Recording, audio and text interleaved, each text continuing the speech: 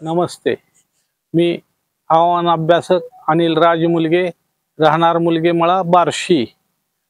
मी पुढील हवामानाबद्दल आलेलो असून तो पुढील प्रमाणे आहे। दिनांक 23 सप्टेंबर रोजी बंगालच्या उपसागरात एक कमी दाबाचे क्षेत्र तयार होण्याची शक्यता असून ते विदर्भात जाऊन ते मध्य प्रदेश व महाराष्ट्र सीमेलगत गुजरात राज्याकडे 30 सप्टेंबर पर्यंत जाणार असल्यामुळे राज्यात दिनांक 20 ते 28 सप्टेंबर पर्यंत भाग बदलत पाऊस पडण्याची शक्यता आहे।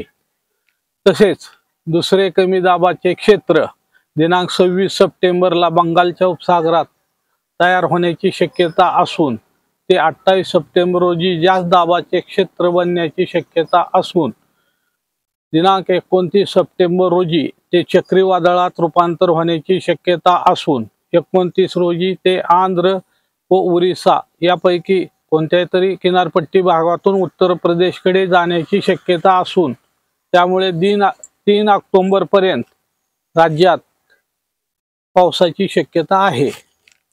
तसेच ऑक्टोबरच्या शेवटच्या आठवड्यात व नोव्हेंबरच्या पहिल्या आठवड्यात दरम्यान बंगालच्या उपसागरात एक चक्रीवादळ तयार होण्याची शक्यता असून त्यामुळे दिवाळीमध्ये आपल्याकडे पावसाची शक्यता आहे।